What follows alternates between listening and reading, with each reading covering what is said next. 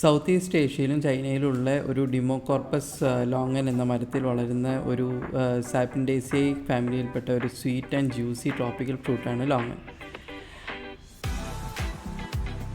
ടോപ്പിൽ കാണുന്നതാണ് ലോങ്ങൻ. ഇതിവിടെ ഇപ്പോഴും കാണുന്നത് ഇതാണ് ലോങ്ങൻ ഫ്രൂട്ട്. ഇതിന് ഡ്രാഗൺ സൈ എന്ന പേരുണ്ട്. ഇത് ലിച്ചി റംബുട്ടാൻ എന്ന പഴങ്ങളുമായിട്ട് വളരെ സിമിലറാണ്.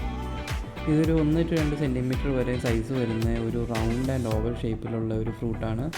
ഇതിൻ്റെ തൊലി എന്ന് പറയുന്നത് ഒരു ബ്രൗണിഷ് യെല്ലോ കളറിലാണുള്ളത്.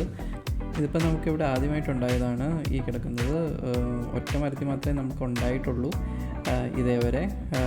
അപ്പോൾ അറൗണ്ട് ഒരു 1/2 കിലോ ടു 1 കിലോ വരെ കാണുമെന്നാണ് തോന്നുന്നത്. നമുക്കിനി തൂക്കി നോക്കാം. അപ്പോൾ ഇത് 300 ഗ്രാം വരെ ഉള്ളൂ. പക്ഷേ കുറച്ചൊക്കെ നമ്മൾ കഴിച്ചായിരുന്നു. അപ്പോൾ ഒരു 1/2 കിലോ വരെ ഏകദേശം അടുത്ത് കാണും. അപ്പോൾ ഇനി ഇതാണ് നമ്മുടെ ഫ്രൂട്ട്. ഇനി നമുക്കിതൊന്ന് പൊളിച്ച് നോക്കാം, ഇതിൻ്റെ ഉള്ളിൽ എങ്ങനെ ഇരിക്കണമെന്ന് നോക്കാം. ഇതൊരു ട്രാൻസ്ലൂസൻറ്റ് വൈറ്റ് ഫ്രൂട്ടാണ് ഇതിൻ്റെ ഉള്ളിൽ. ഇതിൻ്റെ സ്കിന്ന് ഭയങ്കര തിന്നാണ്. അപ്പോൾ അതിൻ്റെ ഉള്ളിലേക്ക് നോക്കിക്കഴിഞ്ഞിട്ടുണ്ടെങ്കിൽ അതിൻ്റെ കായയുടെ ഷെയ്ഡ് കാണാം. നല്ല രസമുണ്ട് ഇത് കാണാനായിട്ട്. ഫ്രൂട്ട് നല്ല ക്യൂട്ടാണ് കാണാൻ. അപ്പോൾ നമുക്കിതൊന്ന് കഴിച്ച് നോക്കാം. നല്ല ഫ്ലഷിയാണ്, ജ്യൂസിയാണ്, സ്വീറ്റാണ്. പിന്നെ ഇതിൻ്റെ സീഡ് ഏകദേശം ബ്ലാക്ക് കളറിലാണുള്ളത്. നല്ല ടേസ്റ്റുമാണ് ഇതിന്. ഏകദേശം ഒരു near by litchi rambutan taste പറഞ്ഞ മാതിരി തന്നെ അത് തന്നെ കിട്ടുന്നുണ്ട്. അപ്പോൾ ഇത് നല്ല ഹെൽത്ത് ബെനിഫിറ്റ്സും കൂടെ ഉള്ള ഒരു ഫ്രൂട്ടാണ്. ഇതിൻ്റെ അകത്ത് vitamin C, fibre, potassium, copper, vitamin B6 എന്നിവയൊക്കെ അടങ്ങിയിട്ടുണ്ട്.